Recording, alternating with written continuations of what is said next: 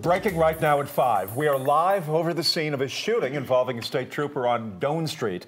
That is in southwest Atlanta. We have a crew there and we'll bring you an update in just a moment. But first, more breaking news in Henry County where 3 officers were shot today. We have 2 deputies that were shot and 1 Locust Grove officer that was shot. Scared to death. Being shot is a whole different thing. Locust Grove police officer died shortly afterwards at the hospital. 1 sheriff's deputy is in serious condition and in surgery. All 3 of them need prayer, and all we could do was lift them up and let God take care of them. The officers were serving a warrant at a home when they were shot. Within the last 90 minutes, we have confirmed that Locust Grove officer Chase Maddox was killed, a 5-year veteran of the department. 2 Henry County deputies were also injured, one of them in the hospital still, the other has just been released. As for the suspect, he was shot and killed by police. This all happened in a quiet cul-de-sac on St. Francis Court in Locust Grove, just a few miles away from Tanger Outlets. Right now, crime scene tape is still up, blocking off the area. The overwhelming response on our Facebook page, utter heartbreak over the lives lost today. Tonight, we have team coverage with a reaction from the deputies' families, co-workers, and from the community.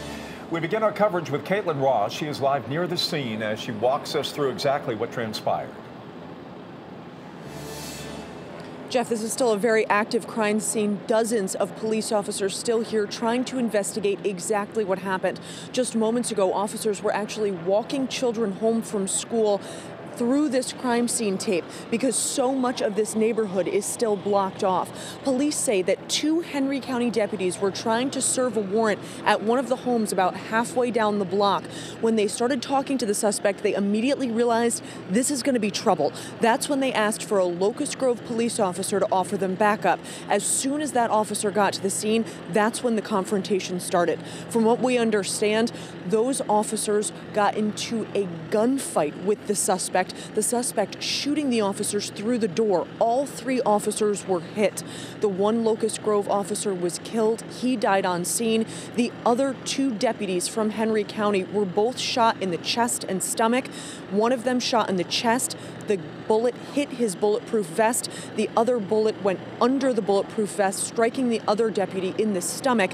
Those 2 officers were rushed to the hospital, and this was really unexpected. It was a relatively low-stakes warrant they were trying to serve here in Locust Grove. The arrest warrant was out of the city court, out of Locust Grove. I don't know the exact charge, but I think a failure to appear was the reason that the deputies were there. It had been sent to the sheriff's office to serve the arrest warrant.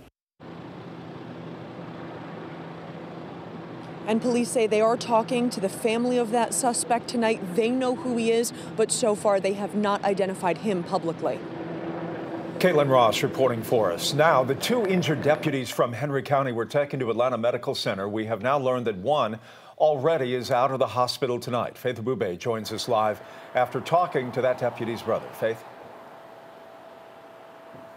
Yeah, Jeff, you can still see law enforcement presence here right over my shoulder here at Atlanta Medical Center.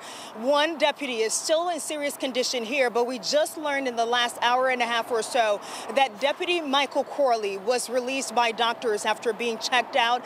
His family members tell me that they weren't even able to ride home with him. Instead, he left here with investigators to head back to Henry County, where investigators are trying to determine exactly what happened when this happened earlier today. We're told Deputy Corley had his bulletproof vest on when he was shot, and it saved his life. Here's the brother of that deputy, Wade Corley, telling us about the moment he found out his brother had been shot.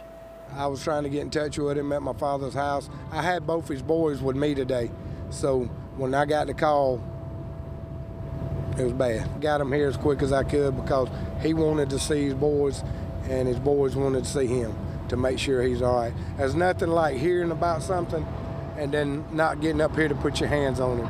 And so there again, Clayton County got us here, escorted us here, and I can't tell them how much I appreciate that. Well, here's what we know so far about that deputy, according to his brother, who you just heard from.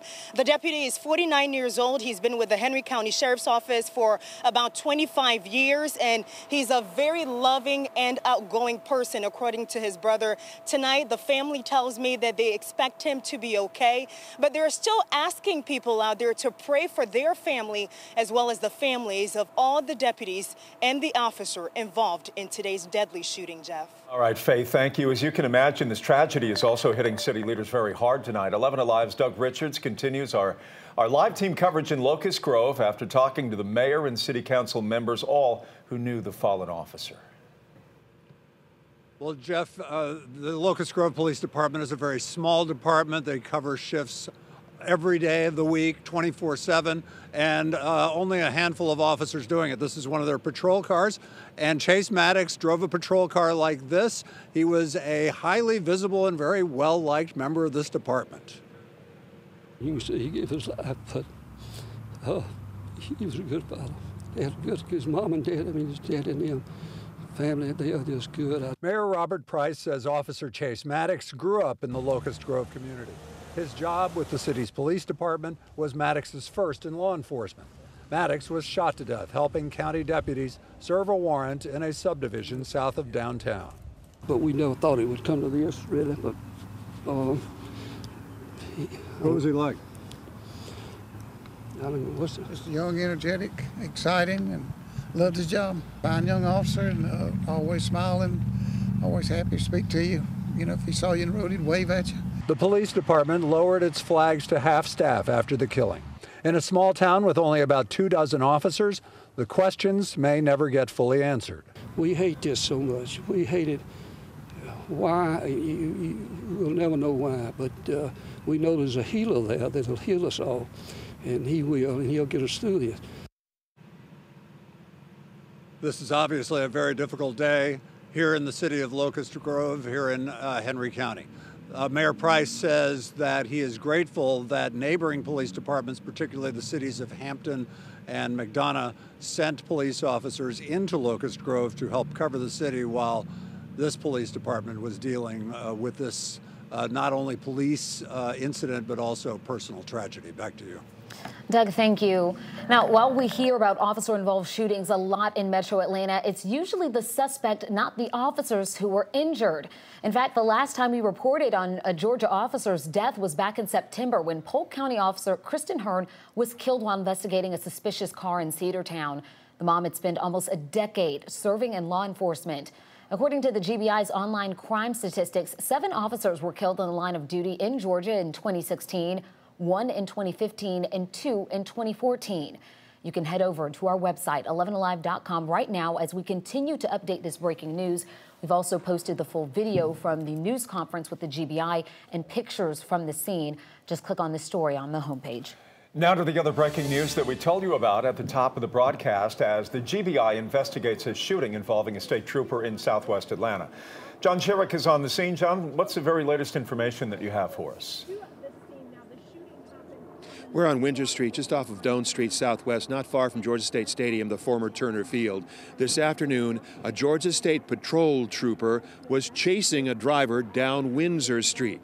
They rounded the corner onto Doane Street, and the chase came to an end. There was some sort of confrontation, and according to the GBI, which is here investigating this now, the trooper had to open fire and shot and killed the person he was chasing. Jenny Rosser lives here on Windsor Street, and she heard it all unfold. I was in the house, and I heard a high-speed chase. And there was I heard a gunshot, pop, pop, pop. And I went back in the house and told my baby to stay down low.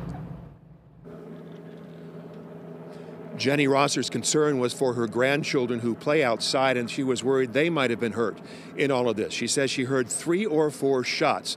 Again, Nellie Miles of the GBI is here. She hopes to come out to us shortly to give us what details she can about exactly how this all unfolded. But again, the trooper is okay. Back to you. Get ready for a soggy weekend, 3rd weekend in a row where we're going to see some heavy rain, and this time it's going to be both days, not just one day or the other. So we do have a flood watch in place here. In fact, we're expecting 2 to 4 inches of rain as we head in through the weekend, with some higher amounts, especially here in the North Georgia mountains. So if you live near a creek that is prone to flooding, just kind of be on the guard over the weekend, as the rain will be coming down heavy at times. Now, so far, the rain has been off to our south today, but we're going to continue to see that move from the south to the north as we head into the evening hours. So if you are headed out tonight, we're not expecting any real flooding rain yet this evening, but you'll likely run into some showers as you're out and about, with a heavier band of rain moving in late in the evening. And this is really the first band that moves through of several as we head into the next 24 to 48 hours. We'll see these disturbances working their way through this flow, and it'll set up for a very wet pattern as we head in through the weekend. So an 80% chance of rain on our Saturday, a 90% chance on our Sunday, and we're going to be talking about rain that is torrential at times, especially here across North Georgia, where you can see, this is our rain forecast through Sunday evening. Where you see the reds, there is potential for some 5 inches in some spots. So coming up, we'll talk about how long this pattern is going to be sticking around this time. The collective groan you hear is from every viewer right now. I know, Thank you, Samantha. every single weekend. Okay. A child abducted from Texas, safe tonight after police tracked her down in Alpharetta. Now she is back with her mother, while her father is facing kidnapping charges. 11Alive's Naima Abdullahi has this story for us, all new tonight. All smiles in this picture, but the search to find this baby took the effort of multiple law enforcement agencies in different states.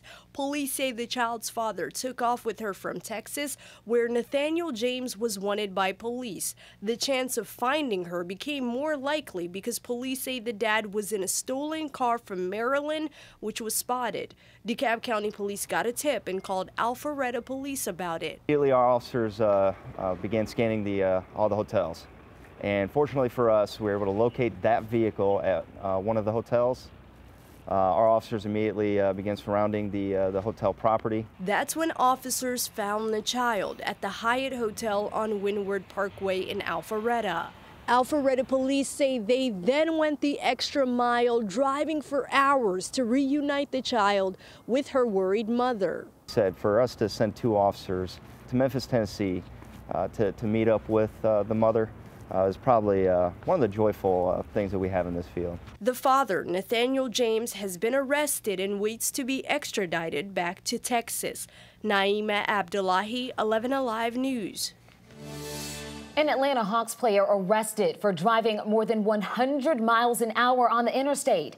DeAndre Bembry is now facing both reckless driving and speeding charges. And just after midnight, Atlanta police say they caught him racing another driver on I-85 north of Brookwood. They say the two were possibly going as fast as 150 miles an hour. The speed limit, 55.